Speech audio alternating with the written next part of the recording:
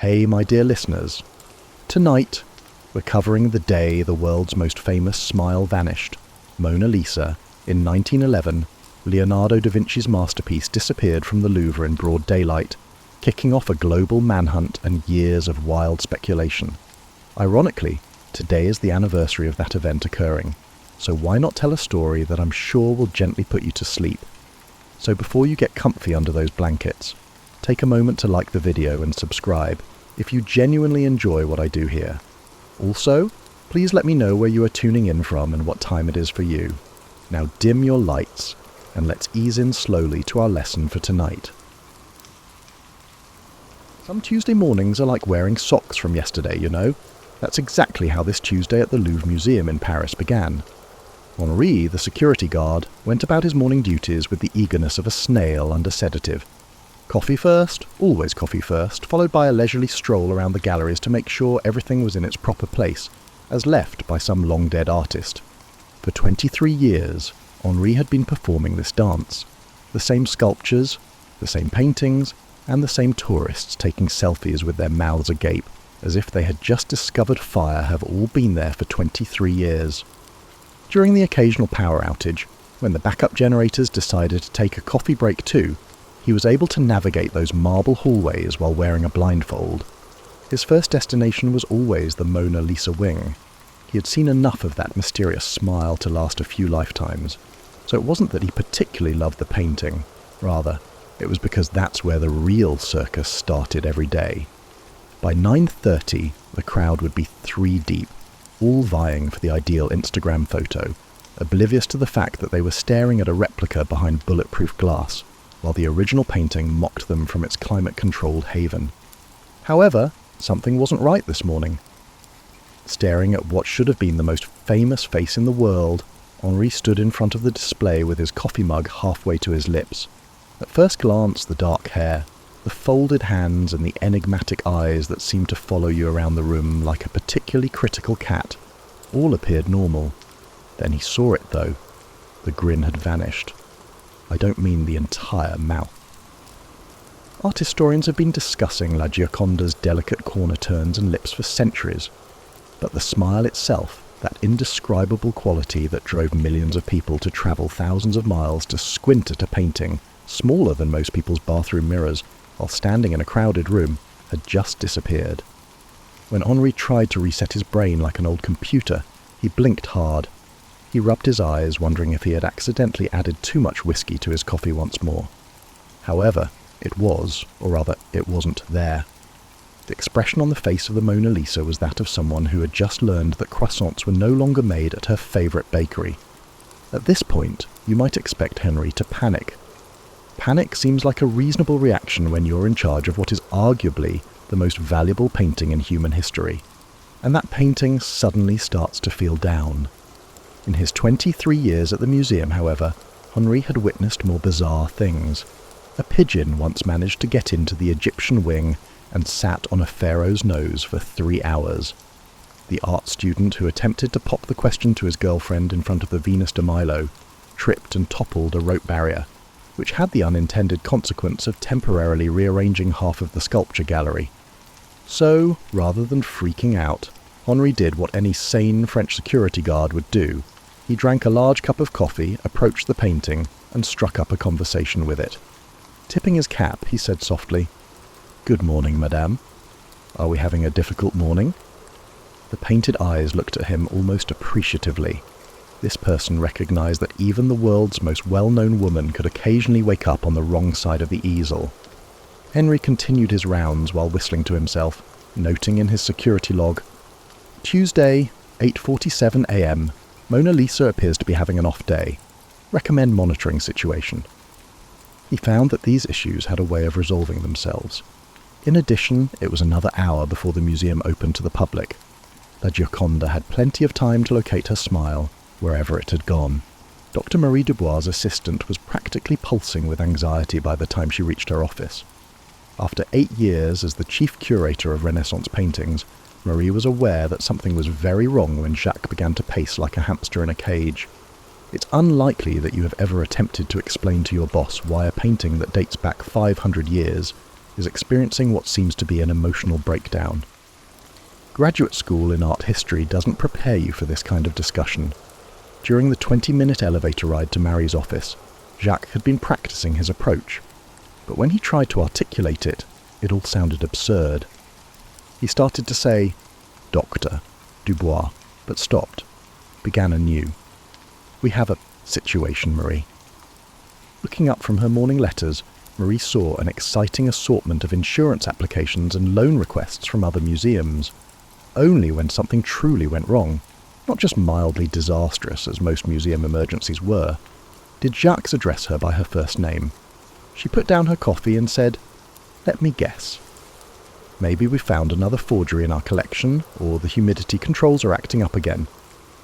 It's the Mona Lisa." Every curator learns to recognize that tiny skip in Marie's heart, which is the sign of either very good news or very bad news, with very little room for compromise. "What about her?" Jacques decided to take the direct route after opening and closing his mouth. "Her smile is gone." When someone says something that doesn't make sense, there's a certain silence that follows.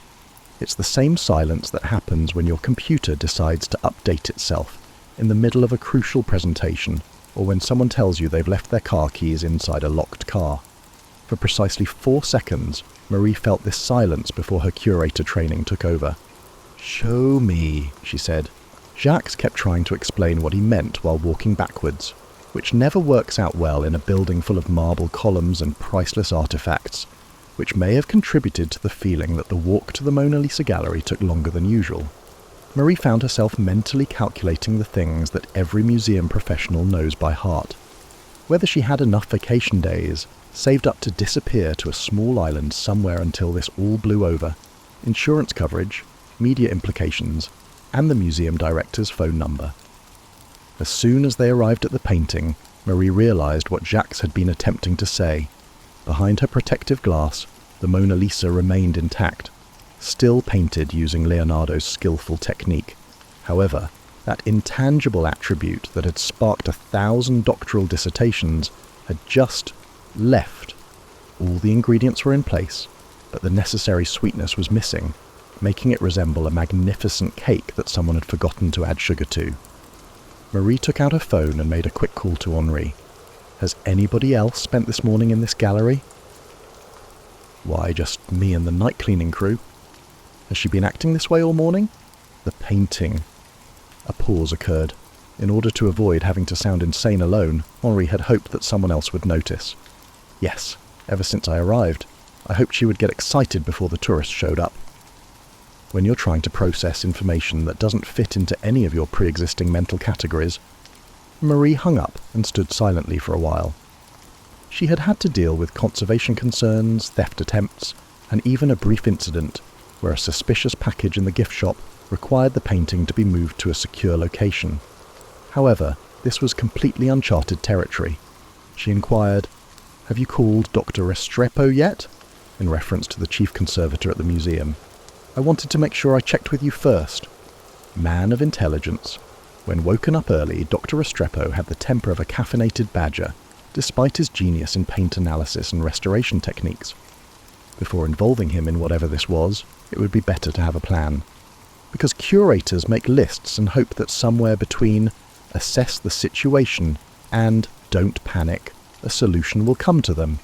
Marie pulled out her notebook and started writing. For a brief moment, Marie thought she saw something flicker across those well-known features as the painting was illuminated at the perfect angle by the morning light coming through the gallery windows. Not quite despair, not quite annoyance, but something definitely human. Which, of course, was absurd. Paintings are emotionless.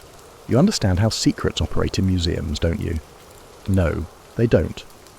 Half of the staff realized something was wrong with their star attraction within an hour of Marie's discovery. By the second hour, the other half was acting as though they had known all along and were only waiting for someone else to mention it. Working with priceless art has the wonderful effect of making everyone an expert in crisis management, whether they want to or not. The unfortunate thing is that everyone also becomes an authority on imaginative theories regarding the potential causes of the crisis. Dr. Restrepo showed up in his emergency conservation outfit, the one that looked like the artistic cousin of Sherlock Holmes, complete with 17 pockets for various small tools and a magnifying glass. He had been Marie's first call, immediately following 10 minutes of staring at the painting and wishing, with all her professional resolve, that it would return to normal. Before anyone could provide an explanation, he declared, "Temperature fluctuations. These old paintings are more sensitive than my grandmother's stomach. That's always the first culprit." However, the climate control readings were flawless, just as they had been for the previous 3 years, since the system was last updated. Perfect humidity, temperature, steady. The air filtration system is operating flawlessly. Compared to a space shuttle launch, the Mona Lisa's environment was more meticulously regulated. In the meantime, the preparators in the basement workshops had somehow heard about it, and quickly came up with their own theories. Vibrations from the new subway construction, proposed Claude, who had worked at the museum since the Jurassic era, and attributed everything to the noise from construction. That kind of thing is picked up on in these paintings. Since Margaret from registration had some rather unusual ideas about lunar influences on artistic materials, everyone kindly ignored the registrar's office's theory that it might be related to the full moon. Even the employees of the gift shop had contributed by lunchtime. Sylvie, who sold more Mona Lisa postcards in a week than most people see in a lifetime, suggested, "Maybe she's just tired. I mean, I would also need a break if I had to smile for 500 years."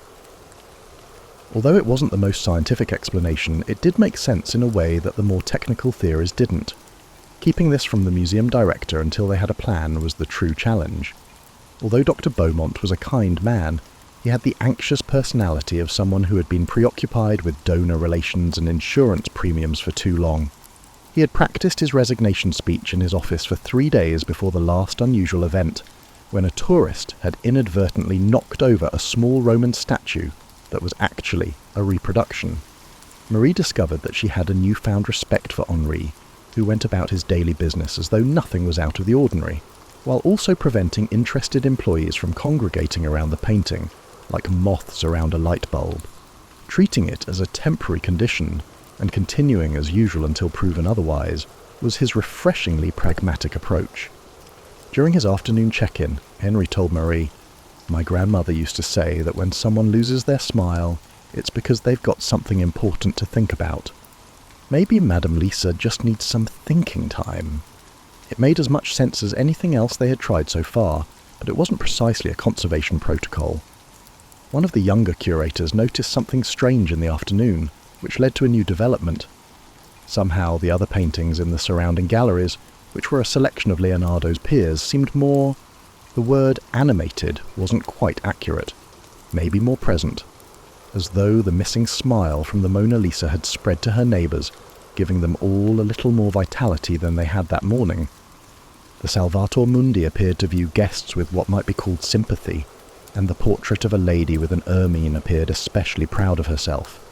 Even the drawings in the study room next door seemed more lively, their swift lines somehow more assured than normal. Possible redistribution of... what? Artistic energy? Emotional resonance? Essential Leonardo-ness? Marie wrote in her expanding file. That last one she crossed out.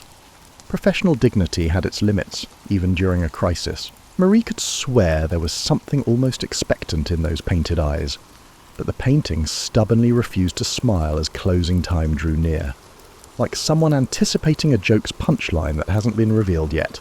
Despite everyone's best efforts to solve the mystery in private, Dr. Beaumont entered the picture on Wednesday morning. When your insurance company demands daily reports on the condition of anything worth more than a small nation's gross domestic product, it is impossible to keep a missing smile a secret forever. Dr. Beaumont handled the news of their museum's most well-known attraction, developing an unexplainable case of the doldrums about as well as one might expect. He began by blinking quickly, then untied his tie and finally reached for his emergency stress-relieving pills. After taking a few deep breaths, he said carefully, "Has anyone thought that maybe we're overanalyzing this? Maybe the lighting has changed, or we're seeing things that aren't there?" Since Tuesday morning, Marie had been taking pictures every few hours, so she had been hoping someone would suggest this so she could pull out the pictures. The change was subtle but clear. The Mona Lisa was unquestionably, quantifiably without a smile. Things began to get interesting at that point in ways that are typically not covered in art history textbooks. Sylvie in the gift shop, who had been considering her remark from the previous day, made the first outlandish suggestion. What if we played some upbeat music for her? My cat gets cranky when it's too quiet for too long. Dr. Beaumont appeared to be pondering whether the stress had finally thrown his staff into a tailspin. However, Marie found herself giving a contemplative nod. They had tried all the traditional methods of conservation. Perhaps something a bit more was in order. Imaginative. What sort of music were you thinking of? Well, she's Italian, right? Perhaps some Vivaldi, or, oh, what about some music from her time? Renaissance lute music. Dr. Restrepo looked up from his magnifying glass, where he had been silently studying the surface of the painting with ever more advanced tools. Whatever is going on, it isn't affecting the actual painting, because the paint's molecular structure is totally stable. Which created a whole new range of possibilities that none of them was quite prepared to describe. What precisely were they dealing with if the painting itself wasn't the issue? Henri, who had been listening to this discussion while feigning to look at the security cameras, cleared his throat tactfully. My daughter works primarily with children as an art therapist, but she says that sometimes people lose their ability to smile because they have forgotten what makes them happy. Everyone realized they were seriously considering art therapy for a Renaissance painting. During the brief silence that followed this observation, Marie asked, "What would an art therapist suggest?" Because, well, why not? Henri took his phone out. "Allow me to ask her." Dr. Beaumont gazed at the painting with the expression of someone attempting to solve a shape-shifting puzzle, while Henri texted his daughter. "I never imagined I'd be considering psychological treatment for a painting in all my years of working in museums," he said slowly. "Ask her what's bothering her. Sometimes people need to feel heard before they can feel happy," was Henri's daughter's surprisingly prompt response, which resulted in the bizarre image of Dr. Marie Dubois, who holds advanced degrees in Renaissance studies and art history, asking, "What's wrong, Lisa?" while standing in front of the world's most famous painting. Talking to a painting shouldn't feel silly, but it didn't. For a moment it seemed like the most natural thing in the world. Perhaps it was the way the painted eyes seemed to focus on Marie's face, or the slight change in the mood of the gallery. Then an extraordinary event occurred. Those iconic features showed the tiniest hint of what could have been a smile. It was a smaller, more tentative version of the full mysterious expression that had enthralled audiences for centuries, like someone who had been waiting for the right question to be asked for a very long time. "I believe she's been lonely," Marie remarked softly. Dr. Restrepo leaned in and adjusted his magnifying glass. "There's some sort of resonance happening, but the temperature is stable and the humidity is ideal, so the paint structure is definitely reacting to something." It was the closest a conservator was likely to come to acknowledging that a painting could have emotions. More people than usual arrived in the afternoon because, thankfully, word had somehow spread that the Louvre was hosting an intriguing event. The audience was bigger, but in some ways more focused, taking their time studying each piece and posing more intelligent queries. And as if the Mona Lisa was gradually remembering how to smile, that hesitant glimmer of expression became a little stronger every hour. Something amazing was taking place in the Louvre by Thursday morning. You know how when the energy changes in a place, it just feels different? That quality was now present in the museum, something cozier than the customary polite silence of people shuffle past works of art they felt compelled to admire. More vibrant. Bit by bit, like a slow-motion photograph, the Mona Lisa's smile was coming back. What was going on with the visitors, however, was more fascinating. In order to observe the interactions between people and art, Marie had placed herself discreetly close to the painting, supposedly to check on conservation procedures. Her preconceived notions about how museums operate were called into question by what she witnessed. An Ohio middle-aged man stood silently in front of the painting for 20 minutes, without taking pictures or looking at his watch. Tears filled his eyes as he eventually stepped back. He said to his wife, I never understood before. She appears so human.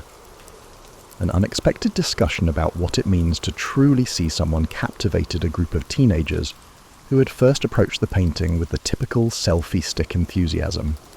The delicate play of expression across the painted face captivated one of them, a girl with purple hair and an attitude that suggested she was too cool for classical art. The girl told her friend, "It's like she's deciding whether to trust you," as if she's trying to decide whether you're worthy of a smile. So did Henri.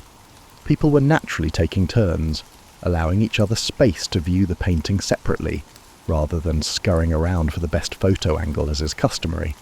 Some stood closer, while others stood further away. Some paused to look, while others sat down to think for a while. During his afternoon rounds, Henri told Marie, "It's as if she's teaching them how to look at art. Look closely, don't just take a picture and go." Dr. Restrepo had given up on using only scientific explanations to explain what was going on. The painting was molecularly the same as it had been on Monday, according to his instruments, but something intangible had changed. His conviction that they were seeing something that existed in the liminal space between art and viewer, rather than in the painting itself, grew stronger the more he studied it. What if the smile wasn't actually in the painting? What if it's something that happens when people truly connect with it? He asked Marie over coffee. It made a strange sort of sense, but it was a radical break from conventional conservation thinking. After all, the Mona Lisa's popularity was due to more than just Leonardo's technical prowess. It was because of that intangible quality that gave millions of people the impression that she was staring right at them and comprehending a fundamental aspect of their humanity. By Friday, the change was striking. Art historians studying the photographic record would not notice any changes in the painting's appearance, but the level of attention it received had completely changed. Rather than being a well-known sight to cross off a traveller's bucket list, it had evolved into what it was always intended to be, a link between eras, a reminder that the human experience of wonder, joy and sorrow hadn't changed much over the previous 5 centuries. The gallery's other paintings also benefited.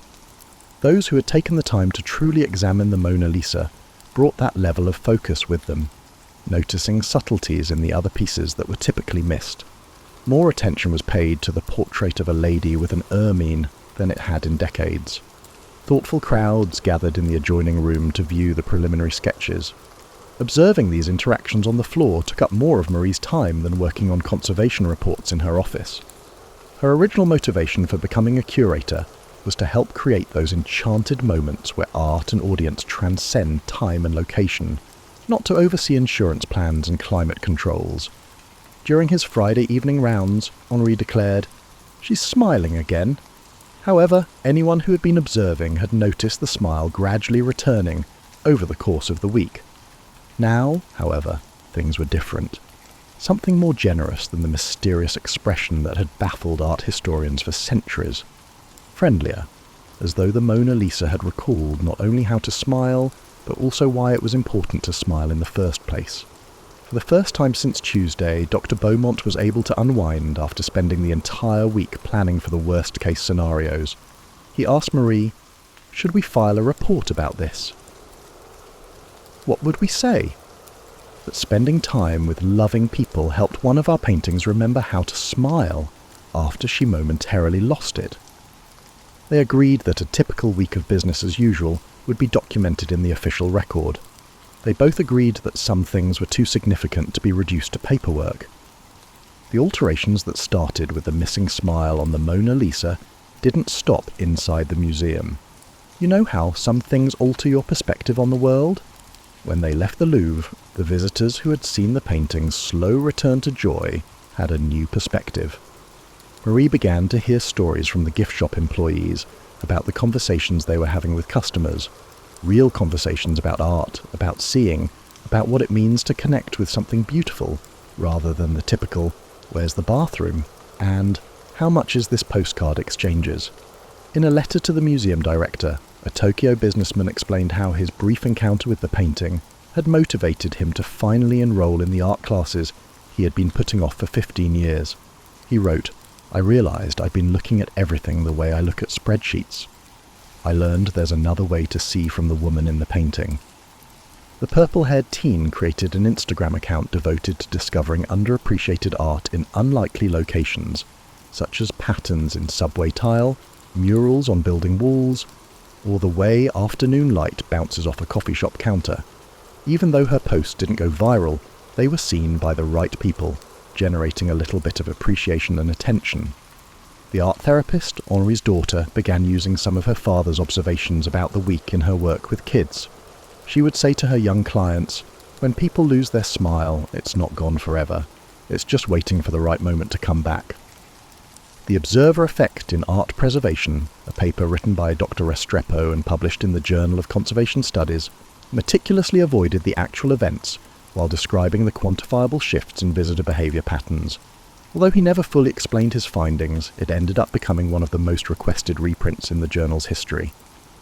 The most unexpected knock-on effect was observed in other museums worldwide. Curators noticed that visitors were spending more time looking at their collections, taking fewer pictures, and asking more questions, among other minor changes.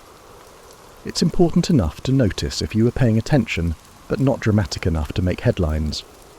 In an email to Marie, a curator in New York said that their patrons appeared more present in some way.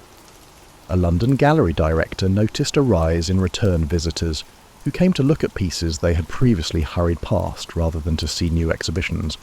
A co-worker in Madrid wrote, "It's like people are remembering that art is supposed to be a conversation, not a performance."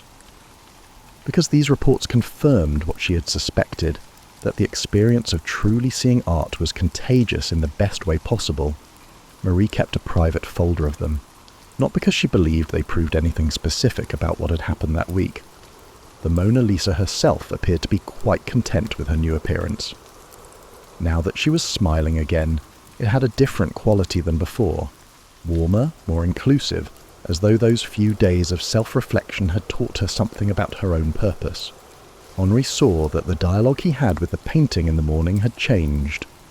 He found himself sharing brief observations about the people who had visited the day before, the particularly insightful questions they had asked, and the times he had witnessed someone's face light up with recognition or wonder in place of his customary courteous greeting and weather report.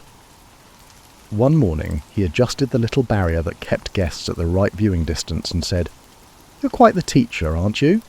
You're still learning new ways to help people see, even after 500 years of doing it." Henri would never have mentioned it in his official security reports, but the painted eyes appeared to sparkle with something that might have been amusement. In the meantime, Dr. Beaumont had subtly implemented a few policy adjustments that took into account the lessons they had discovered during the crisis week. Longer viewing sessions were encouraged by the addition of more benches to the galleries. The lighting was changed to make it a little cozier and friendlier. New training for the guards focused on their function as facilitators of the viewing experience, not merely security guards. He told the staff that making sure people can truly connect with art is sometimes the best way to protect it. Happy viewers are careful viewers. These adjustments were significant enough to improve the museum experience in subtle ways that visitors couldn't quite pinpoint but could definitely feel, but they were also small enough to avoid bureaucratic resistance. Nobody would formally acknowledge that anything out of the ordinary occurred at the Louvre that Tuesday morning 6 months later. Regular maintenance and typical visitor patterns are documented in the conservation records. Nothing more noteworthy than a quick recalibration of the humidity controls is noted in the insurance reports. The consequences of that week, however, were still evident in dozens of minor ways if you knew where to look. In recognition of his unique ability to facilitate people's connections with art, Henri was elevated to the new role of head of visitor services. During his morning rounds, he now had casual discussions with early visitors, sharing insights about the paintings that came from decades of meticulous study but weren't included in any guidebook. Looking Deeply, a weekly program Marie had started, taught small groups to look past first impressions by spending a lot of time with individual artwork. Participants from all over the world, who had heard rumours of something special happening at the museum, flocked to the sessions months in advance. By carefully defining the human element in art preservation, Dr. Restrepo had created new conservation protocols. Although he was diplomatically evasive about the theoretical underpinnings of his methods, museums around the world were studying them. Even though the Mona Lisa herself still captivated tourists with her indescribable smile, the calibre of the care she received had undoubtedly changed. There were still the selfie stick crowds, as there always would be, but strewn in among them were people who stood silently, observing intently, and having that ageless dialogue between art and spectator that makes museums such enchanted spaces. On a Sunday morning, when the galleries were empty except for a handful of devoted patrons, Marie would occasionally place herself in a position from which she could watch these exchanges. During these times, the painting appeared to be at its most radiant, as though the close attention highlighted aspects that were unavailable to large crowds. A grandmother instructs her granddaughter to pay close attention to the brushstrokes, a young artist drawing the faces of viewers rather than the actual painting, a man in a business suit who had obviously left a conference to engage in a 20-minute silent conversation with beauty. Marie cherished these moments, which demonstrated that art could still pause the fast-paced modern world and remind people of their capacity for wonder. Even Henri's evening reports had changed. They would no longer be dry security updates, but rather unofficial records of the day's most significant interactions between people and art. Dr. Beaumont eagerly anticipated reading them, as Henri's observations served as a reminder of the reasons behind his initial decision to work in museums. An ordinary entry said, "Tuesday evening, 6:15 p.m. A young couple from Australia spent 40 minutes with La Gioconda, holding hands and walking more slowly. Art doing what art does best." The purple-haired teen had established herself as a frequent visitor, sharing her methods for truly seeing, with friends who had never visited a museum before, through connecting people who shared her passion for discovering beauty in unexpected places. Her Instagram account had grown modestly but meaningfully. Inspired by her father's enigmatic metamorphosis during what the family called the week Dad got philosophical about painting, Dr. Restrepo's daughter had made the decision to pursue art conservation as a field of study. She clarified, "I want to learn how to take care of things that take care of people." The smile of the Mona Lisa, on the other hand, was still as mysterious as ever, possessing all of its classic mystery, while also seeming more giving and hospitable. Frequently, guests remarked that she appeared to be divulging a secret, allowing them to gain insight into the nature of happiness and interpersonal relationships. Marie stood in front of the painting in the silent hour before it opened on the anniversary of that odd Tuesday morning, recalling the week when the most well-known smile in the world had momentarily disappeared and then reappeared with a newfound sense of purpose. As Henri had taught her, she whispered, "Thank you," to the painting, for reminding us that art is about seeing and being seen, not just about looking. Although Marie would never have included such an unscientific observation in any official report, the painted eyes appeared to sparkle with what might have been approval. The eternal and radiant smile implied that some secrets are better revealed by experience than by explanation. Additionally, people have continued to learn in galleries all over the world that the most meaningful exchanges between a viewer and an artwork that speaks to the timeless human capacity for wonder, connection and joy frequently take place in silence. Ultimately, perhaps that is the purpose of smiles, not merely as displays of joy, but as invitations to recognition, as links between souls across time and space, and as reminders that beneath all our differences, we all share the experience of being exquisitely, enigmatically human. The smile is still there, as it always has been and always will be, waiting for the next guest who is prepared to look past the obvious and discover the deeper enchantment of what it means to genuinely look at one another with love, respect and attention.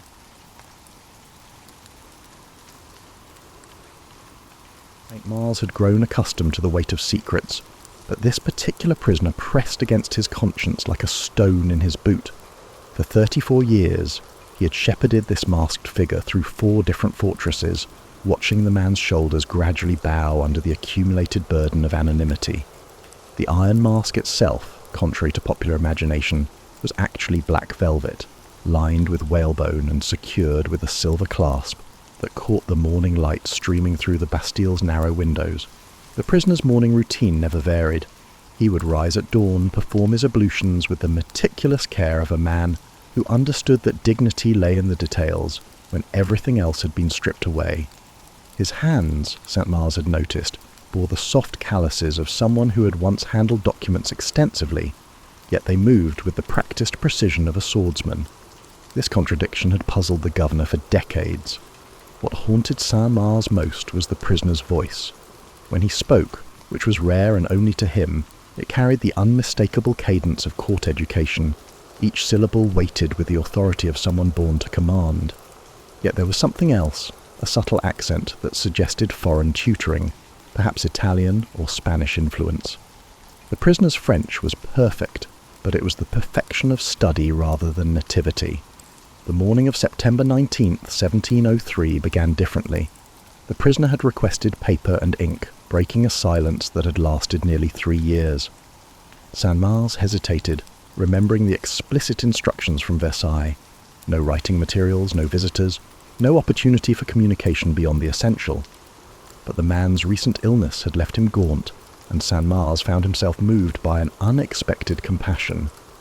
"You know I cannot permit this," he said, his voice softer than protocol demanded. The prisoner turned toward the window, his masked profile creating a stark silhouette against the grey morning. "I do not seek to send messages, Monsieur de St. Mars. I merely wish to order my thoughts. A dying man's privilege, perhaps." The words carried a finality that chilled the governor. He had seen many prisoners face death, but this man's acceptance held a resignation that spoke of deeper wounds than physical illness. St. Mars found himself wondering, not for the first time, what crime could warrant such elaborate punishment? What sin demanded not just imprisonment, but the complete erasure of identity? Later that evening, St. Mars made his customary rounds.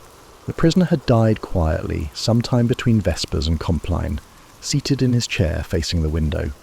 His masked face remained turned toward the courtyard, where other prisoners took their daily exercise, as if he had been watching lives he could never join. The governor's fingers trembled as he reached for the silver clasp, but he stopped himself. Even in death the mystery would remain inviolate. The funeral arrangements were as peculiar as the man's life had been. The body was buried quickly in the cemetery of St. Paul, under the name Marchioli, a name that meant nothing to anyone, including St. Mars. The gravestone bore no dates, no epitaph, just the single word etched in plain letters. The mask was burned, its ashes scattered to the wind from the Bastille's highest tower. Yet questions lingered like smoke in the governor's mind. Why had Louis XIV personally overseen every detail of this prisoner's custody? Why had the Sun King's instructions been so specific about the mask, about the prohibition on viewing the man's face? St. Mars had served the crown faithfully for 40 years, but this secret felt different, heavier somehow, as if it contained the power to shake the very foundations of the realm. As he prepared his final report to Versailles, St. Mars found himself hesitating over the usual formalities. The prisoner was dead, but the mystery lived on, passed now to whoever would read these carefully worded dispatches. He wondered if future generations would ever unravel the truth, or if the masked man's identity would remain forever lost in the labyrinthine corridors of royal discretion. The candle flickered as he sealed the letter, casting dancing shadows across the walls of his study. Outside, Paris slept, unaware that one of its greatest enigmas had quietly slipped into history. 23 years earlier, in a sun-drenched villa outside Madrid, a young man named Eustache Dorga received a letter that would alter the course of European history. The parchment bore the seal of Nicolas Fouquet, the former superintendent of finances, whose spectacular downfall had shaken the French court to its foundations. Dorga, serving as valet to the Duke of Mantua, had been carefully cultivating relationships with Spanish nobility, his true allegiance hidden beneath layers of practiced deception. The letter was brief, written in a cipher that Dorga recognized immediately. Fouquet, imprisoned in the fortress of Pignerol, was requesting a service that would require all of Dorga's accumulated skills in espionage and subterfuge. The disgraced minister had discovered something during his imprisonment, a document that revealed the true parentage of a child born to Queen Maria Theresa of Spain. Louis XIV's wife, in 1661. The implications were staggering. If this child was not Louis XIV's offspring, but rather the result of a liaison between the Queen and her Spanish confessor, the entire succession of the French throne could be thrown into question. More dangerously, if the child still lived and could be proven legitimate, it would provide Spain with a potential claimant to the French crown, a living weapon in the ongoing struggle between the two powers. Dauga's investigation led him through the shadowy networks of Spanish intelligence, where he encountered a Jesuit priest named Father Pregnani.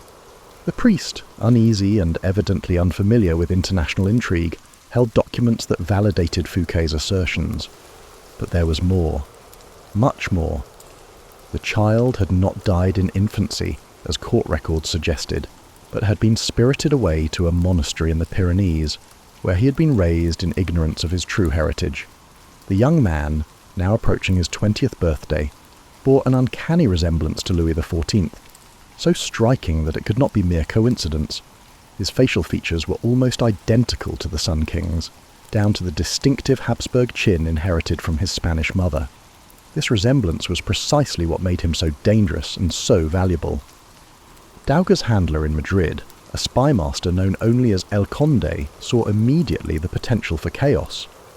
If this young man could be placed at the French court, even briefly, the resemblance alone would fuel rumours and conspiracy theories that could destabilise Louis XIV's reign. The Spanish crown, still smarting from territorial losses in the recent war, was eager to employ any weapon that might weaken their French rivals. But Dauga had his own agenda. Years of serving multiple masters had taught him that few in his profession could afford loyalty. He began to consider a different approach, one that would serve his interests while potentially benefiting France. If he could capture this dangerous pretender and deliver him to Louis XIV, the reward would be substantial. More importantly, it would secure his position within the French intelligence apparatus. The plan Dauga devised was elegant in its simplicity. He would approach the young man, claiming to be an agent of the Spanish crown with orders to bring him to Madrid to claim his rightful inheritance. The naive monastery-raised youth would likely trust him, having no experience with the treacherous world of international politics. Once in Dauga's custody, the journey would mysteriously redirect toward the French border. However, as Dauga prepared to implement his scheme, he discovered that others were also moving pieces on this particular chessboard. A group of Spanish nobles, led by the Duke of Medina Sidonia, had learned of the young man's existence and were planning their approach. Their goal was more ambitious. They intended to use the pretender as a rallying point for Spanish territorial claims in southern France. The situation became even more complex when Dauga learned that French agents were already aware of the threat. Minister Louvois had dispatched his operatives to Spain with orders to eliminate the problem permanently.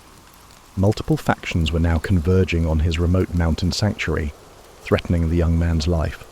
As autumn approached, Dauga found himself racing against time and numerous adversaries.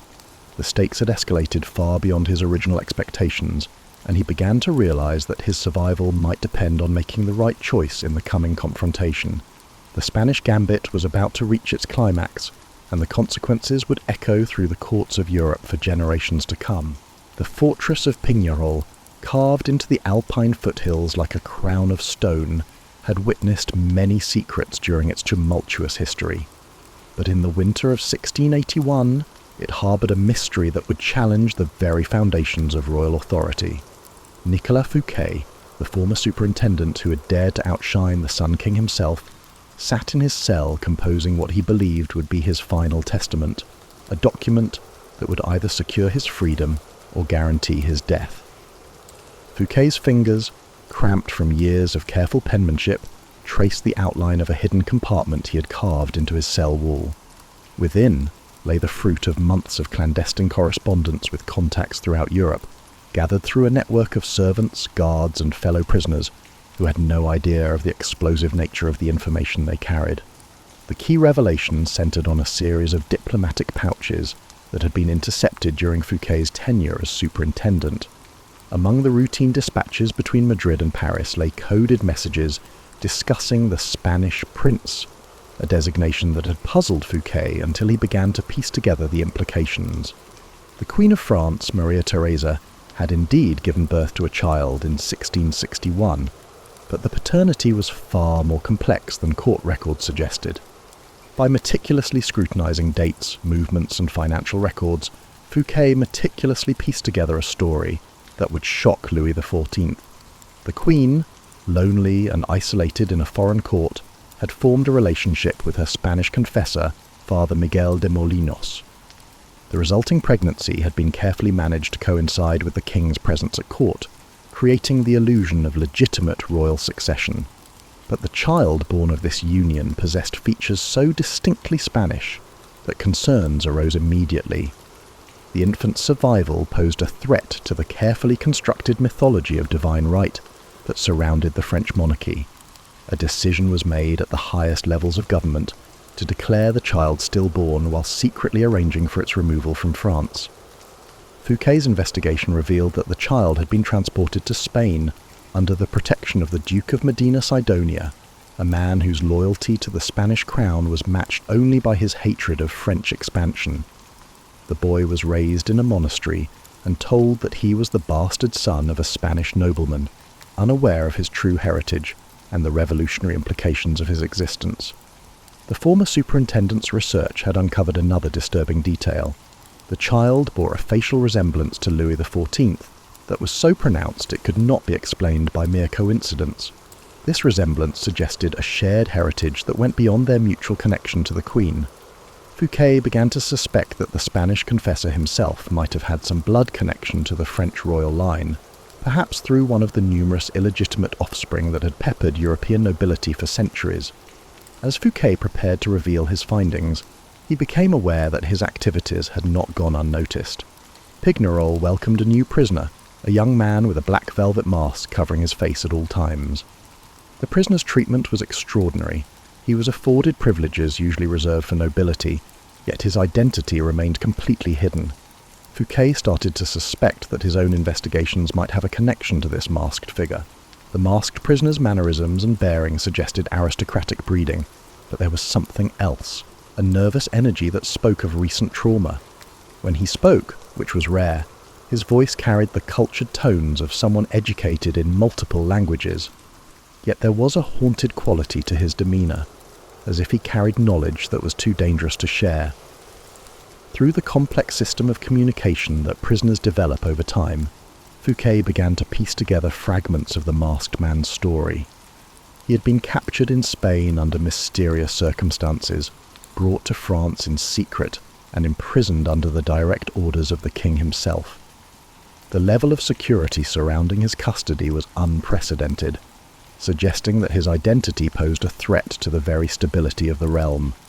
As winter deepened, Fouquet made a connection that deeply chilled him. The timing of the masked prisoner's arrival corresponded exactly with reports of a young man's disappearance from a Spanish monastery. The physical description, gleaned from carefully orchestrated glimpses, matched the accounts of the Spanish prince that Fouquet had been investigating. The former superintendent realized that he might be sharing his prison with the very person whose existence threatened to unravel the legitimacy of the French monarchy. The masked prisoner represented more than just a political inconvenience. He embodied the secrets that powerful men were willing to sacrifice their lives to safeguard. The mask was not merely a punishment, it was a necessity, hiding a face that could topple dynasties.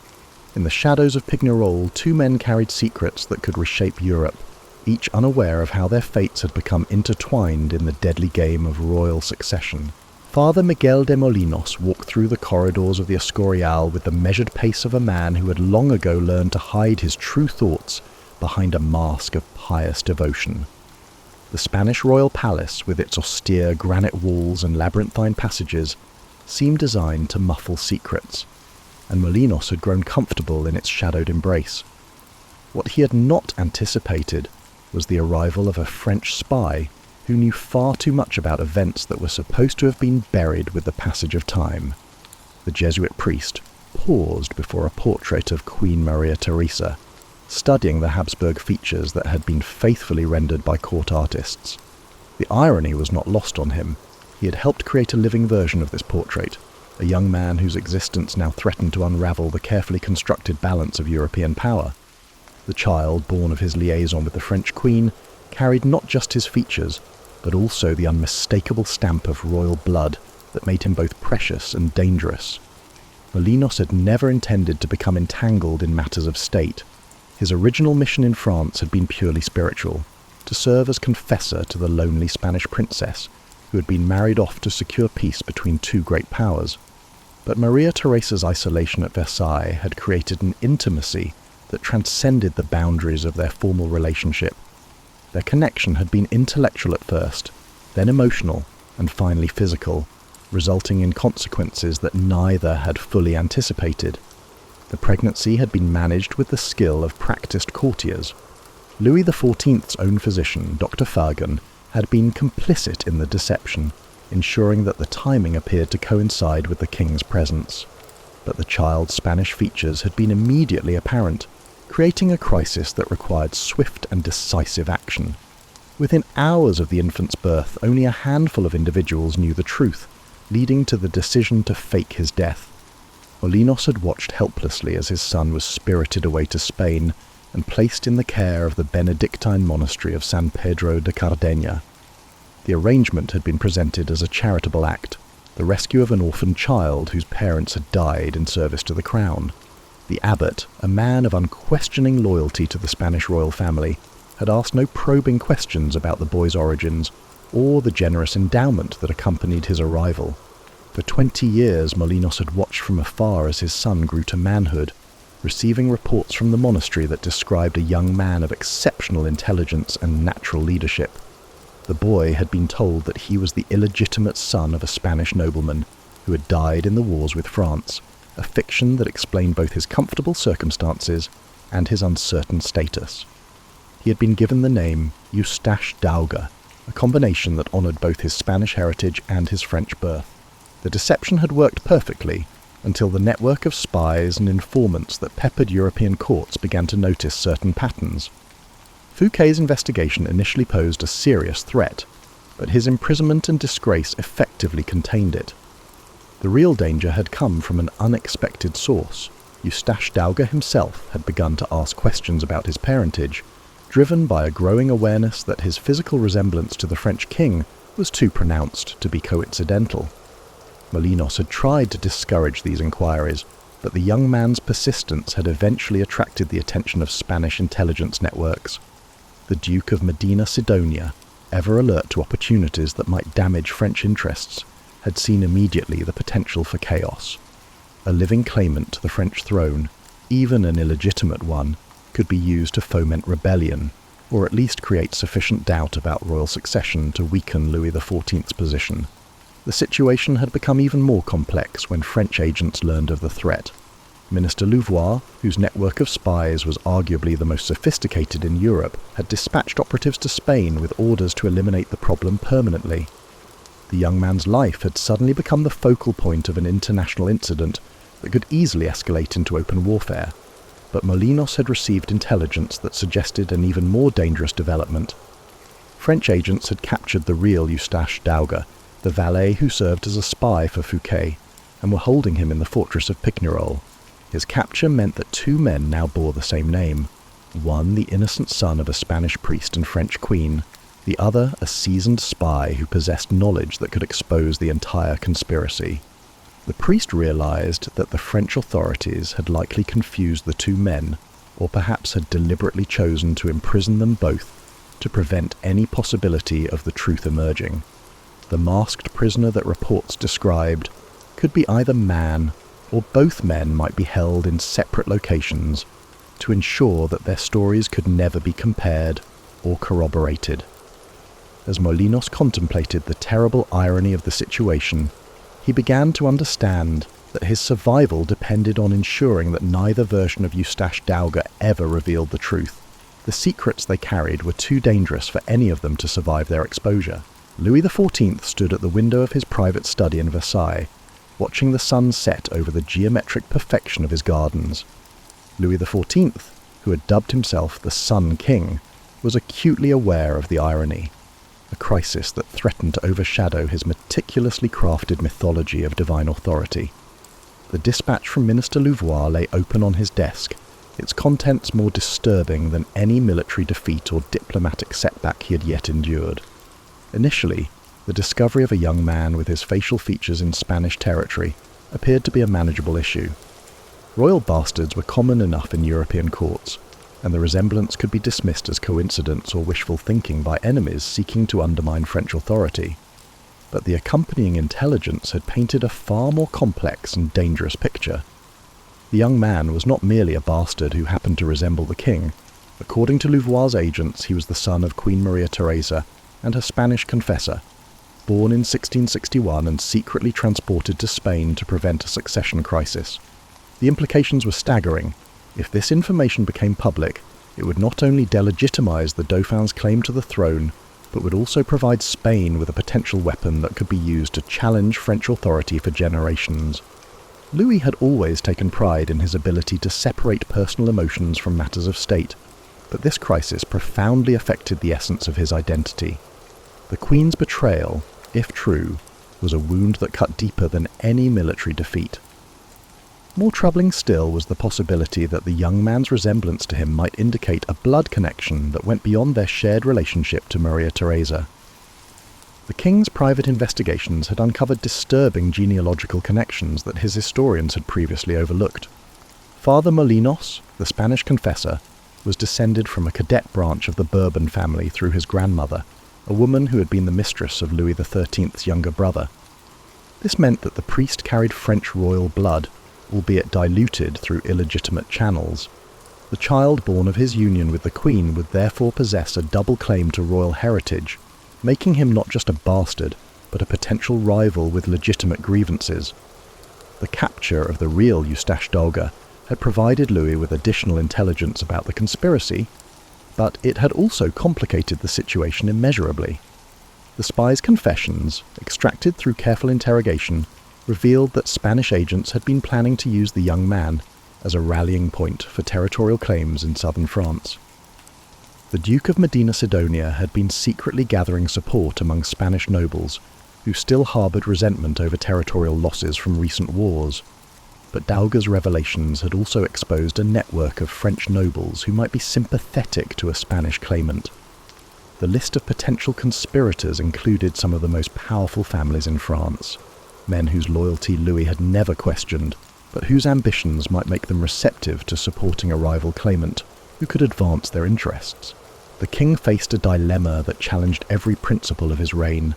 The young man's execution would be the simplest solution, but it would also create a martyr whose death might inspire even greater opposition.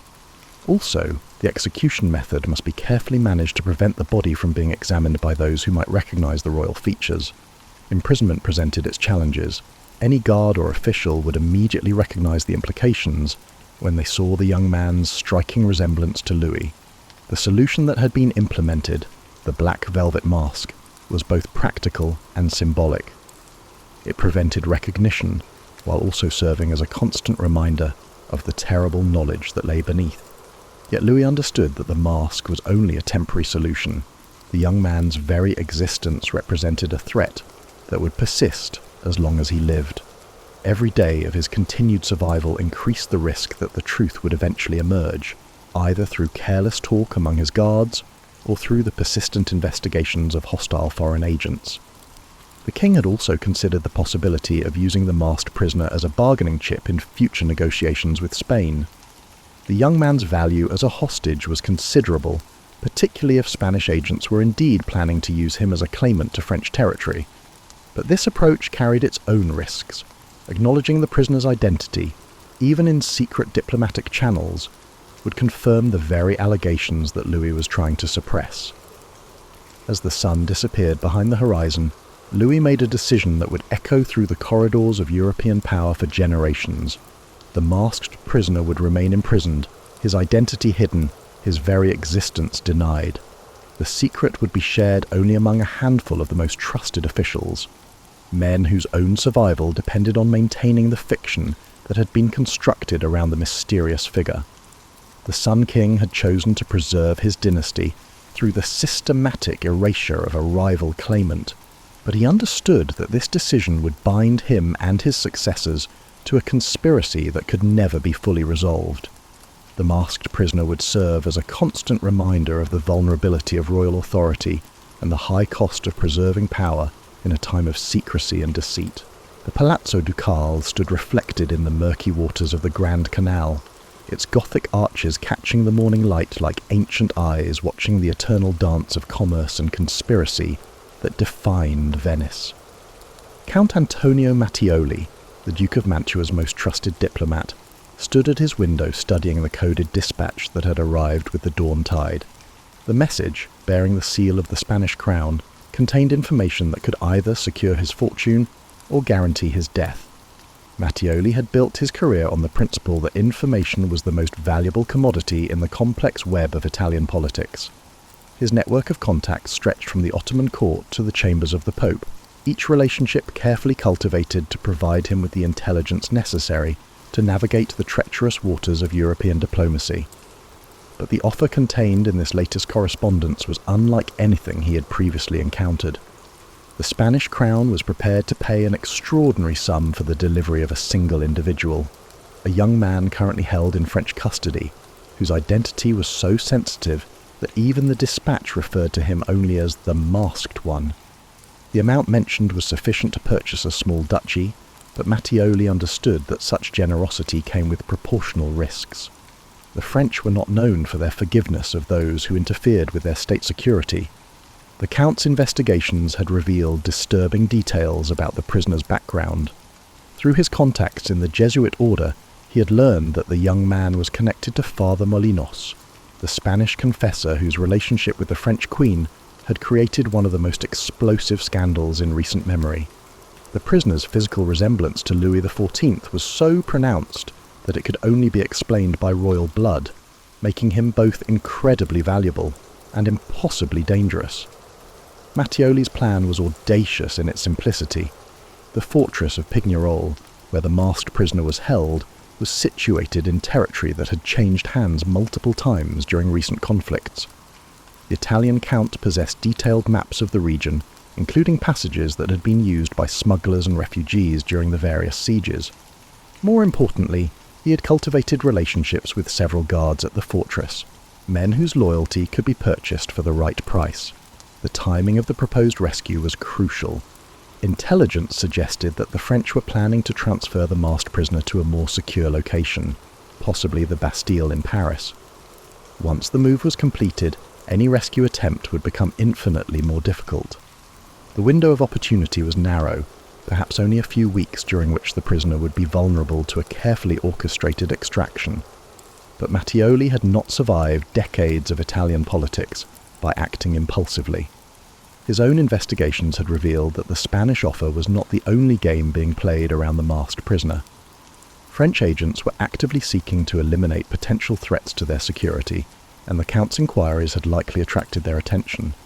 More troubling still, he had detected signs that other parties were also interested in the prisoner's fate. The Venetian Republic, ever alert to opportunities that might advance their interests, had apparently learned of the prisoner's existence through their intelligence networks. The Doge's agents had approached Mattioli with a counter-offer. They would support his rescue attempt in exchange for the prisoner being delivered to Venice rather than Spain. The Republic's interest was purely strategic. They saw the masked man as a potential tool for disrupting the balance of power between France and Spain. The Count found himself at the centre of a complex web of competing interests, each faction seeking to use him to advance their agenda. The Spanish wanted the prisoner as a potential claimant to challenge French authority. The Venetians viewed him as a valuable tool for future negotiations. The French, of course, wanted him dead or permanently silenced. Mattioli began to realize that his survival might depend on playing these factions against each other, rather than committing fully to any single course of action. Examining the architectural plans of Pignerol, Mattioli discovered a detail that previous intelligence reports had missed. The fortress contained a series of underground chambers that had been constructed during the medieval period, long before the current security arrangements had been implemented. These chambers connected to natural caves that extended beyond the fortress walls, potentially providing a route for extraction that would avoid the heavily guarded main entrances. The Count's network of contacts included a group of former soldiers who had served in various conflicts throughout northern Italy. These men, scarred by years of warfare and motivated primarily by financial gain, possessed the skills necessary to execute a complex rescue operation. More importantly, they had no political loyalties that might compromise the mission or expose Mattioli to future blackmail. But as the Count refined his plans, he began to suspect that his activities had not gone unnoticed. French agents had been asking questions about him in various diplomatic circles, and several of his usual contacts had become suddenly unavailable. Realizing that he might already be under surveillance compelled him to re-evaluate the entire operation. Executing the masked prisoner's rescue with precision was crucial, as it could potentially lead to his own imprisonment or death. The Venetian gambit was about to begin, but Mattioli understood that he was wagering not just his fortune, but his life on the outcome of a game whose rules were written by men who would not hesitate to sacrifice him if it served their purposes. The year 1703 brought an unusual warmth to the stones of the Bastille, as if the fortress itself were preparing for the end of its most enigmatic chapter. Saint-Mars stood in the courtyard, watching the masked prisoner take his final walk in the autumn sunlight. The man's gait had grown unsteady recently, his once proud bearing now bent with the weight of 34 years of anonymity. Yet there remained something indefinably regal in his movements, a quality that had never diminished despite the systematic erasure of his identity. The governor had received new instructions from Versailles, orders that carried the unmistakable tone of finality. The prisoner's health was failing, and the king's ministers had decided that his death should be carefully managed to prevent any posthumous revelations. The mask that had hidden his features for so long would be destroyed, his body buried under a false name, and all records of his true identity would be sealed in the royal archives in perpetuity. But Saint-Mars had been keeping his own records, a private journal that documented the small details of the prisoner's daily life. The man's habits, his preferences, and his reactions to news from the outside world. All these fragments painted a portrait of someone who had once moved in the highest circles of European society. The prisoner's knowledge of courtly etiquette was impeccable, his understanding of diplomatic protocols comprehensive, and his reactions to news of Spanish affairs particularly intense. The breakthrough had come through an unexpected source. Father Griffith, the Jesuit priest who served as the prisoner's confessor, had inadvertently revealed details that confirmed Saint-Mars' growing suspicions. During the prisoner's final illness, when fever had loosened his tongue, he had spoken in his delirium of memories that could only belong to someone who had lived at the very heart of royal power. He had mentioned specific events, private conversations, and intimate details about the French court that no ordinary criminal could have known. Most revealing of all, the prisoner had spoken of his mother, not in the vague terms of distant memory, but with the specific grief of someone who had been forced to abandon a beloved parent. He had described her voice, her hands, and her particular way of blessing herself before meals. The details were too precise, too emotionally charged to be fabrications. Saint-Mars had begun to understand that the masked prisoner was not merely someone who resembled the royal family, he was a member of it. An aging servant who had worked in the royal nursery during the 1660s had provided the final piece of the puzzle. The woman, now in her 70s and dying of consumption, had sought out Saint-Mars to unburden herself of a secret that had tormented her for decades. She had been present at the birth of a child to Queen Maria Theresa in 1661, a child whose Spanish features had immediately marked him as different from the Dauphin, who had been born the previous year. The servant's account corroborated the intelligence reports that Saint-Mars had been piecing together. The child had been declared stillborn, but she had seen him breathing and had watched as he was spirited away by figures she had not recognized. The official records had been falsified, the attending physician sworn to secrecy, and the entire incident buried beneath layers of royal protocol and state necessity. But the servant's revelation had contained an additional detail that reframed the entire mystery. The child's father was not Father Molinos, as the intelligence reports had suggested, but Louis XIV himself. The Queen's relationship with her Spanish confessor had been real, but it had been a spiritual rather than physical connection. The child bore Spanish features because he had inherited them from his mother, but his resemblance to the king was unmistakable because Louis XIV was indeed his father. This revelation transformed the prisoner's story from one of illegitimate birth to one of legitimate succession. The masked man was not a bastard who threatened the dynasty. He was a rightful heir who had been sacrificed to maintain the fiction of royal perfection. His imprisonment was not punishment for his mother's adultery, but protection for a state secret that could have destabilized the entire kingdom. The child's Spanish appearance had been deemed unacceptable for a future king of France. In an age when royal marriages were diplomatic instruments and royal children were symbols of national identity, a dauphin who looked more Spanish than French would have been a constant reminder of France's subordinate position in the marriage alliance. The decision to hide his existence had been made not from shame, but from political necessity. Saint-Mars realized that the prisoner's education and bearing made perfect sense in this context. He had been raised by carefully selected tutors who had trained him for a role he could never claim, educated in the arts of kingship, while being permanently denied the throne. The cruelty of this arrangement was breathtaking, to create a perfect prince and then condemn him to spend his life hidden behind a mask. As the prisoner drew his final breaths, Saint-Mars understood that he was witnessing the end of one of history's most elaborate cover-ups. The man dying in the Bastille was not a criminal or a spy, but a king who had never been allowed to rule. His death would close the final chapter of a story that had begun with the political calculations of absolute monarchy and ended with the quiet tragedy of a life sacrificed to the needs of state. The mask that had hidden his features would be destroyed, his grave would bear a false name, and history would remember him only as a mystery. But Saint-Mars knew the truth, and he understood that the real tragedy was not the prisoner's death, but the kingdom's loss of what might have been its greatest king.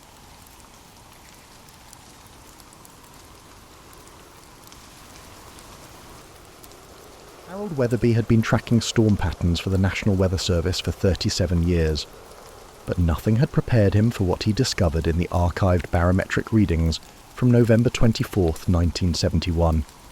The data should have been routine: pressure measurements, wind velocity, precipitation levels. But buried within the meteorological records was an anomaly that made his coffee grow cold as he stared at his computer screen. The wind patterns that Thanksgiving Eve told a story that contradicted everything the FBI had concluded about the Cooper case. According to Harold's calculations, the downdrafts and crosswinds between Portland and Seattle would have made it impossible for anyone to land where the Bureau claimed Cooper had jumped. The man who called himself Dan Cooper hadn't vanished into the wilderness as everyone believed. He had landed in a completely different location. Harold's weathered hands trembled as he cross-referenced the atmospheric conditions with topographical maps. The convergence of wind patterns created a natural funnel effect that would have carried a parachutist southeast, not southwest. This meant Cooper had landed in a completely different county, possibly even a different state. For over 50 years, search efforts, speculation, and countless theories had concentrated on the wrong geographic area. The revelation struck Harold with the force of a lightning bolt. He had stumbled upon evidence that could rewrite history. But as he reached for his phone to call the FBI, something made him pause. The timestamp on the meteorological data showed it had been accessed multiple times over the decades, always by the same government identification number. Someone else knew about the wind patterns. Someone had been actively suppressing this information. Harold's heart pounded as he realized the implications. The Cooper case wasn't just unsolved, it was deliberately kept that way. The mystery that had captivated America for generations was a carefully constructed facade. But why? What was so important about maintaining the illusion that Cooper had disappeared into the Washington wilderness? As he investigated the archived files, Harold discovered a pattern of data manipulation that extended far beyond simple meteorological readings. Flight manifests had been altered, witness testimonies had been redacted, and physical evidence had been systematically reclassified. The Cooper case was not merely a mishandled robbery, but rather a massive cover-up. The realization that he was now privy to dangerous information settled over Harold like a shroud.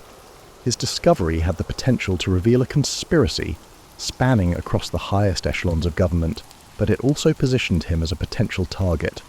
The same forces that had kept Cooper's true fate hidden for half a century wouldn't hesitate to silence an elderly meteorologist who had stumbled upon their secret.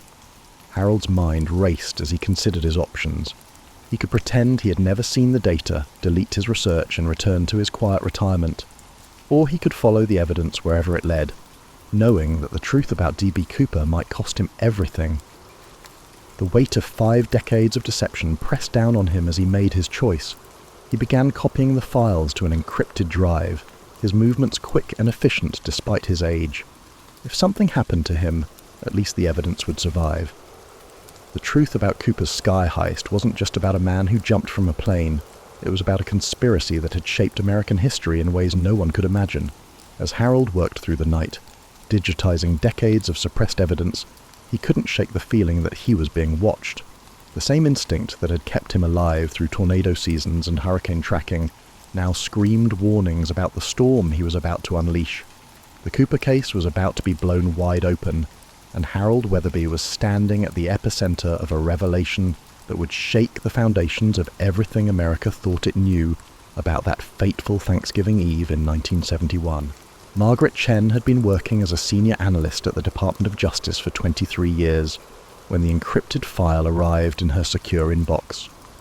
The sender was identified only as barometric truth, but the meteorological data contained within shattered everything she thought she knew about the Cooper investigation. As she studied Harold Weatherby's research, Margaret realized she was looking at evidence of a conspiracy that reached into the heart of the federal government. The implications were staggering. When Margaret compared Harold's wind pattern analysis with the government's internal reports, she discovered a clear deception. The FBI hadn't simply failed to solve the case. They had actively worked to ensure it remained unsolved. The question that haunted Margaret was why. Her security clearance granted her access to Operation Northwood's documents, Project Blue Book files, and other classified materials that most Americans would never see. But the Cooper files were different. They were compartmentalized beyond normal classification levels, restricted to a select group of officials who had maintained their silence for over 5 decades. Margaret's attempts to access the complete files triggered automatic alerts that would certainly draw unwanted attention. Working carefully within the system, Margaret began to piece together the true scope of the Cooper cover-up. The hijacking hadn't been a random act of desperation or a well-planned robbery. It had been a carefully orchestrated operation designed to conceal something far more significant. The man who called himself Dan Cooper was no ordinary skyjacker. He was a government operative whose mission had gone catastrophically wrong. The deeper Margaret dug, the more she realized that Cooper's jump from Flight 305 had been an extraction, not an escape. The parachutes, the money, and the meticulous planning all indicated a professional operation with government backing. But something had gone wrong during the extraction, something that required the creation of an elaborate mythology to explain Cooper's disappearance. Margaret's investigation unearthed a series of personnel files, sealed since 1971. The files held the records of deep-cover operatives engaged in classified projects during the Cold War. One name stood out: Daniel B. Cooper, a CIA operative who had been declared killed in action 3 days before the hijacking. The timing was too convenient to be coincidental. The revelation that Cooper, a government agent, had supposedly died before the hijacking suggested a level of deception that left Margaret feeling uneasy. The entire Cooper mythology had been constructed to hide the fact that a CIA operative had gone rogue and disappeared with classified information that could have compromised national security. The money from the hijacking was never the real prize. It was the intelligence Cooper had stolen that made him so dangerous. Margaret's hands shook as she realized the full scope of what she had uncovered. The Cooper case wasn't just about a man who jumped from a plane. It was about a rogue operative who had potentially sold state secrets to foreign governments. The cover-up had been necessary to prevent a scandal that could have brought down the CIA and exposed decades of illegal domestic operations. As she compiled her findings, Margaret became aware that her investigation had not gone unnoticed. Her computer access logs showed unusual activity, and she had the distinct feeling that she was being watched. The same security apparatus that had kept the Cooper secret for 50 years was now focused on her. She was playing a dangerous game against opponents who had perfected the art of making problems disappear. The weight of her discovery pressed down on Margaret as she realized that she held the key to one of America's greatest mysteries. But she also understood that revealing the truth could destroy her career, her life, and possibly her existence. The forces that had maintained the Cooper cover-up for half a century wouldn't hesitate to eliminate anyone who threatened to expose their carefully constructed lie. Margaret made a decision that would define the rest of her life. She would follow the evidence wherever it led, knowing that the truth about D.B. Cooper was worth the risk. The American people deserved to know that their government had been lying to them for 50 years, and Margaret Chen was prepared to pay the price for bringing that truth to light. Dr. Elena Vasquez had built her reputation on precision. As a theoretical physicist specializing in ballistics and trajectory analysis, she had consulted on everything from missile defense systems to accident reconstruction. When Harold Weatherby's meteorological data reached her through encrypted channels, Elena immediately recognized the significance of what she was seeing. The wind patterns told a story that contradicted 50 years of accepted wisdom about the Cooper case. Elena's laboratory at the Massachusetts Institute of Technology became the unlikely center of a historical investigation that would challenge everything America believed about its most famous mystery. Using advanced computational models and atmospheric simulation software, she began to reconstruct the exact conditions that Dan Cooper would have encountered during his jump from Flight 305. The calculations were complex, requiring Eleanor to factor in variables that the original FBI investigation had either ignored or misunderstood. Air density, thermal layers, wind shear, and gravitational effects all played crucial roles in determining where Cooper would have landed. But as Elena's simulations ran through thousands of iterations, one conclusion became inescapable. Cooper had not landed in the Washington wilderness where the search had been concentrated. The trajectory analysis revealed that Cooper's landing zone was actually in northeastern Oregon, approximately 60 miles from where the FBI had focused their investigation. This wasn't a minor miscalculation, it was a fundamental error that suggested either gross incompetence or deliberate misdirection. Eleanor's scientific training told her that such a massive oversight was unlikely to be accidental. Working with Margaret Chen's classified intelligence and Harold's meteorological data, Elena began to construct a three-dimensional model of Cooper's entire flight path. The simulation showed that Cooper had executed a controlled descent that demonstrated advanced parachuting skills. This wasn't a desperate leap into the unknown. It was a precisely calculated maneuver performed by someone with extensive training in high-altitude jumps. Elena's analysis of the physical evidence yielded even more disturbing conclusions. The money that had been found along the Columbia River showed signs of exposure patterns that were inconsistent with the official story. Chemical analysis revealed traces of compounds that suggested the bills had been buried deliberately, not scattered by natural forces. Someone had planted the evidence to support the narrative that Cooper had perished in the wilderness. The parachute fragments that had been recovered over the years told a similar story. Elena's examination of the fabric degradation patterns showed that the parachutes had been cut and weathered artificially to simulate decades of exposure. The evidence that had been used to support Cooper's death was as fabricated as the mythology surrounding his disappearance. As Elena's investigation progressed, she became aware of the personal risks she was taking. Her laboratory's computer systems had been infiltrated multiple times, and she had noticed unmarked vehicles parked outside her apartment. The same forces that had suppressed the truth about Cooper for 50 years were now focused on her, and Eleanor knew that her scientific curiosity had made her a target. The breakthrough came when Elena realized that Cooper's jump coordinates had been deliberately falsified in the official reports. The flight crew's statements about the exact location of the jump had been altered after the fact, shifting the apparent landing zone by dozens of miles. This level of deception could only have been orchestrated by someone with access to the highest levels of the investigation. Elena's computer models painted a picture of a precisely executed escape that bore no resemblance to the desperate gamble portrayed in popular culture. Cooper had jumped precisely when the conditions were ideal, fully aware of the atmospheric factors that would determine his landing site. He had landed safely in a predetermined location where extraction was possible. The scientific planning and successful execution of Cooper's escape completely transformed the case. The tale wasn't a story of a man who had vanished into the wilderness. It was the account of a professional operation that had been covered up by the very agencies tasked with solving it. Elena's calculations had revealed the truth that had been hidden for half a century. D.B. Cooper had survived his jump and disappeared into a new life, protected by the same government that claimed to be searching for him. Thomas Hartwell had spent 31 years in the basement archives of the Federal Bureau of Investigation, a ghost among the filing cabinets and storage boxes that contained the secrets of American law enforcement. His domain was a labyrinth of classified documents, cold case files, and evidence that would never see the light of day.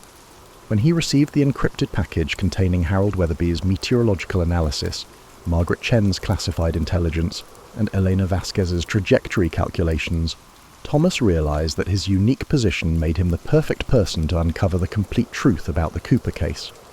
The FBI archives contained more than just official reports and evidence logs. Hidden within the vast collection were personal memos, interdepartmental communications, and administrative records that painted a picture of the Cooper investigation that had never been revealed to the public. Thomas's systematic approach to document analysis had made him invaluable to the Bureau, but it also gave him access to information that could expose the most significant cover-up in FBI history. Thomas began his investigation by examining the personnel files of every agent who had worked on the Cooper case.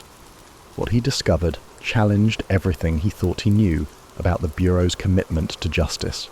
The lead investigators had been transferred or retired immediately after the case was officially suspended, and their personal files contained discrepancies that suggested they had been silenced rather than reassigned. The evidence logs revealed an even more disturbing pattern. Critical pieces of physical evidence had been mysteriously lost or destroyed over the years, always during periods when new investigators were assigned to the case. The timing of these losses suggested that someone within the Bureau was actively working to prevent the case from being solved. Thomas's analysis showed that the Cooper investigation had been sabotaged from within. Administrative records from 1971 contained references to Operation Maple, a classified program that Thomas had never encountered in his decades of archival work. The program had been initiated 3 days before the Cooper hijacking and terminated 2 weeks after Cooper's jump. The timing was too convenient to be coincidental, and Thomas's attempts to access the complete Operation Maple files triggered security alerts that indicated the program was still classified at the highest levels. Thomas's investigation led him to a series of financial records that had been buried in the archives for 50 years. The records showed that significant amounts of money had been moved through covert accounts immediately after the Cooper hijacking, amounts that far exceeded the $200,000 Cooper had demanded from the airline. The financial trail suggested that the hijacking had been a cover for a much larger operation involving millions of dollars in untraceable funds. The personnel files revealed that Daniel B. Cooper had indeed been a CIA operative, but his official record had been sanitized to remove any reference to his specialized training in high-altitude operations and psychological warfare.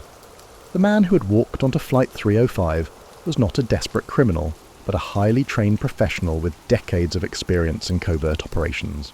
Sarah Mitchell had built her career on asking uncomfortable questions. As an investigative journalist for the Washington Herald, she had exposed corruption in Congress, revealed defense contractor fraud, and uncovered scandals that had brought down cabinet officials. But nothing in her 20-year career had prepared her for the story that landed in her encrypted inbox on a cold February morning. The package contained Harold Weatherby's meteorological analysis, Margaret Chen's classified intelligence, Elena Vasquez's trajectory calculations, and Thomas Hartwell's archival discoveries, a comprehensive dossier that revealed the truth about the D.B. Cooper case. Sarah's initial reaction was skepticism. The Cooper case had been investigated by countless reporters, authors, and amateur sleuths over the decades, and the idea that a meteorologist, a government analyst, a physicist, and an archivist had uncovered evidence that had eluded the FBI for 50 years seemed improbable. But as she examined the documentation, Sarah realized that she was looking at the most significant story of her career. The evidence was overwhelming and mutually corroborating. Harold's wind pattern analysis proved that Cooper had landed in Oregon, not Washington. Margaret's classified files revealed that Cooper had been a CIA operative. Eleanor's trajectory calculations showed that the escape had been scientifically planned and executed. Thomas's archival research exposed the cover-up that had maintained the Cooper mythology for half a century. Sarah's investigation into the story's sources convinced her that the four individuals had acted independently, each following their own path to the same shocking conclusion. The convergence of their evidence created a narrative that was both compelling and terrifying. The Cooper case wasn't just unsolved, it was a carefully constructed lie that had been maintained by the highest levels of government. As Sarah began to verify the evidence, she encountered resistance that confirmed the story's significance. Government officials who had previously been accessible refused to return her calls. Sources within the intelligence community warned her that pursuing the story would end her career. The message was clear. The Cooper case was off limits, and Sarah's investigation had attracted attention from forces that operated outside normal channels. The deeper Sarah dug, the more she understood why the Cooper case had been kept secret for so long. The revelation that Cooper had been a government operative would expose a CIA program that had conducted illegal domestic operations during the Cold War. The cover-up had been necessary to prevent a scandal that could have brought down the intelligence community and exposed decades of constitutional violations. Stonewalling and outright hostility met Sarah's attempts to corroborate the story through official channels. The FBI refused to comment on the meteorological evidence, the CIA denied any knowledge of Daniel B. Cooper, and the Department of Justice claimed that all relevant files had been destroyed.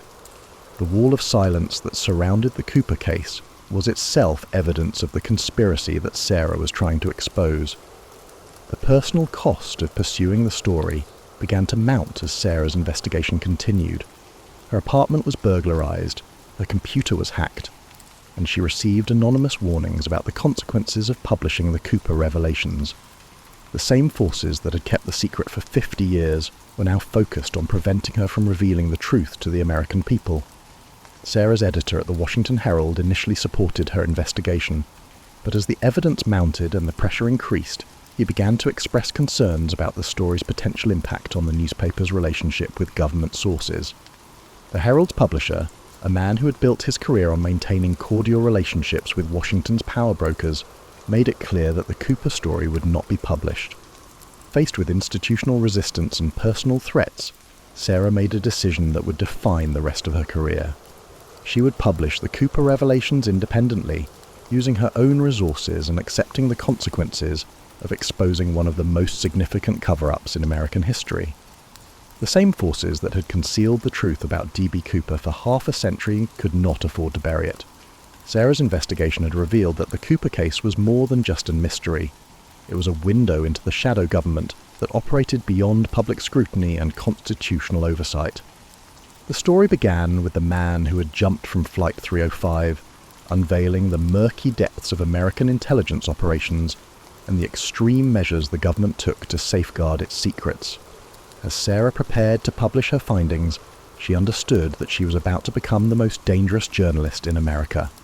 The Cooper revelations would reveal a conspiracy that penetrated the highest echelons of government, and Sarah Mitchell was ready to bear the consequences for revealing this truth. The truth about D.B. Cooper was more extraordinary than any fiction about him. Daniel Benjamin Cooper had been a CIA operative specializing in deep cover operations during the height of the Cold War. His mission on November 24, 1971, had been to intercept a Soviet agent who was planning to defect with intelligence about American defense systems.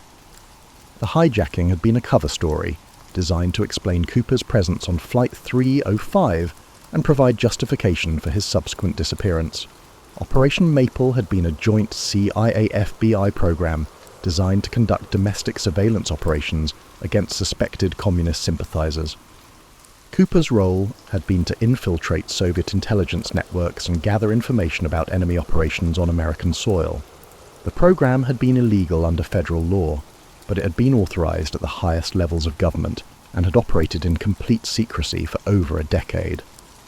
The Soviet agent Cooper, who was supposed to intercept, never made it to the rendezvous. Intelligence sources later revealed that the KGB had eliminated the defector before he could reach American soil. Cooper's mission had been compromised, but he had already begun the hijacking that was supposed to provide his cover story. With no defector to apprehend and no intelligence to gather, Cooper had been faced with a choice: abort the mission and risk exposure, or complete the operation and disappear into a new identity. Cooper had chosen to disappear, but his escape had been aided by the same government that officially claimed to be searching for him. The CIA had provided Cooper with the parachutes, the money, and the extraction plan that had allowed him to vanish without a trace. The subsequent search efforts had been theatre, designed to maintain the illusion that Cooper was a common criminal who had perished in the wilderness. The money that Cooper had demanded from Northwest Orient had been a fraction of the funds involved in Operation Maple. The $200,000 hijacking had been used to conceal the movement of millions of dollars in covert funding that had been allocated to illegal domestic surveillance operations. The Cooper case had provided the perfect cover for financial transactions that would have been impossible to justify through normal channels. Cooper's successful escape had created a problem for the intelligence community. A trained operative with knowledge of illegal domestic operations was now living under an assumed identity, potentially vulnerable to foreign recruitment or personal blackmail. They made the decision to uphold the Cooper mythology and prevent the public from learning the truth about his escape. Over the years, they carefully planted the physical evidence to support the narrative that Cooper had died during his jump. The money found along the Columbia River had been aged artificially and placed where it would be found by investigators. The parachute fragments had been cut and weathered to simulate decades of exposure. Every piece of evidence had been fabricated to support the official story. Cooper himself had been relocated to a secure facility where he had been debriefed and prepared for life under a new identity. The man who had jumped from Flight 305 had been given a new name, a new background, and a new life in exchange for his silence about Operation Maple and his knowledge of illegal CIA activities. He had been hidden in plain sight, protected by the same government that claimed to be searching for him. The revelation that Cooper had been a government operative explained why the case had remained unsolved for over 50 years. The FBI hadn't failed to catch Cooper. They had succeeded in protecting him. The investigation had been a carefully orchestrated performance designed to maintain public interest, while ensuring that the truth never emerged. The Cooper case had become a cultural phenomenon precisely because it had been designed to capture public imagination. The mysterious gentleman bandit who had outsmarted the system and disappeared into legend had been a creation of government propaganda, a story that had been carefully crafted to distract attention from the real crimes that had been committed under the cover of national security. The 4 individuals who had uncovered the truth about Cooper had been working independently, each following their path to the same shocking conclusion. Their evidence had converged to reveal a conspiracy that reached into the highest levels of government and exposed the dark reality of American intelligence operations during the Cold War. The Cooper case had been more than just a cover-up. It had been a test of the government's ability to control public perception and maintain official narratives in the face of contradictory evidence. The success of the Cooper mythology had provided a template for future deceptions, proving that even the most improbable stories could be accepted as truth if they were presented with sufficient authority and maintained with unwavering consistency. The disclosure of D.B. Cooper's true identity shook the American intelligence community and fundamentally altered the framework of government accountability. Sarah Mitchell's independent publication of the Cooper files triggered a cascade of events that exposed not just the truth about one famous skyjacker, but an entire network of illegal operations that had been conducted under the cover of national security. Government officials launched a coordinated campaign to discredit the evidence and silence the whistleblowers who revealed the truth within hours of the story's publication. Harold Weatherby was arrested on charges of stealing classified meteorological data. Margaret Chen was suspended from her position at the Department of Justice. Elena Vasquez faced an investigation into her laboratory's security protocols, and Thomas Hartwell was terminated from his position at the FBI archives. The Cooper revelations exposed the government's extreme measures to safeguard its secrets. The 4 individuals who had uncovered the truth found themselves facing criminal charges, professional ruin, and personal threats. The same forces that had upheld the Cooper cover-up for half a century now targeted anyone who dared to reveal the wider conspiracy. Sarah Mitchell's publication of the Cooper files had been timed to coincide with the release of documents to multiple international news organizations, ensuring that the story could not be suppressed through normal channels. The evidence was simultaneously published in London, Berlin, and Tokyo, creating a global media sensation that forced American officials to respond to questions they had hoped would never be asked. The Cooper case garnered international attention, revealing the extent to which American intelligence operations transcended constitutional boundaries during the Cold War.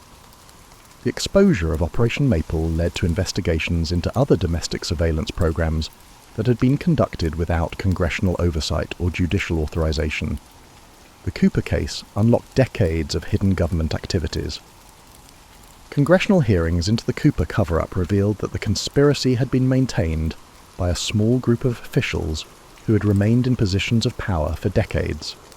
These individuals had used their influence to ensure that the truth about Cooper never emerged, manipulating investigations, suppressing evidence, and eliminating anyone who came too close to the truth. The revelation that Cooper had been living under government protection for over 50 years raised questions about how many other mysteries had been deliberately maintained to conceal illegal activities. The Cooper case had been just one example of the government's willingness to deceive the public to protect its operational secrets and political interests. The search for Cooper himself became a global manhunt as intelligence agencies around the world attempted to locate the man who had become the most famous skyjacker in history. The revelation that Cooper had been a government operative made him a valuable target for foreign intelligence services, and his knowledge of Cold War operations made him a security risk that could not be ignored. Cooper was eventually located living under an assumed identity in a small town in Montana, where he had been working as a high school physics teacher for over 4 decades. His peaceful existence had been shattered by the revelation of his true identity, and he found himself at the center of a media circus that threatened to expose not just his past, but the lives of everyone he had come to know and love. In exchange for immunity from prosecution and protection for his family, the man once known as D.B. Cooper agreed to testify before Congress. His testimony unveiled the complete scope of Operation Maple and exposed the illicit activities carried out under the guise of national security. His words brought down a government based on lies and deception. The Cooper revelations triggered a constitutional crisis that forced America to confront the reality of its shadow government and the extent to which democratic institutions had been subverted by intelligence operations. The case that had begun as a simple hijacking had exposed a conspiracy that reached into the highest levels of government and challenged the very foundations of American democracy. The 4 individuals who had uncovered the truth about Cooper became symbols of the power of independent investigation and the importance of government accountability. Their bravery in exposing the conspiracy cost them their jobs and safety, but it also revealed the truth about one of America's most enduring mysteries and forced the nation to confront the reality of its hidden history. The solution to the Cooper case revealed a truth more disturbing than any mystery. The man who jumped from Flight 305 was a government agent, and the agencies that claimed to be looking for him helped him escape. The greatest mystery in American criminal history had been solved, but the truth had shattered the illusions that had sustained the nation for over 50 years. D.B. Cooper was never the gentleman bandit portrayed in popular imagination. He had been a weapon of the state, a tool of oppression disguised as a folk hero. The revelation of his true identity had exposed the dark reality of American power and the lengths to which the government would go to protect its secrets. The Cooper case was finally closed, but the reckoning had just begun.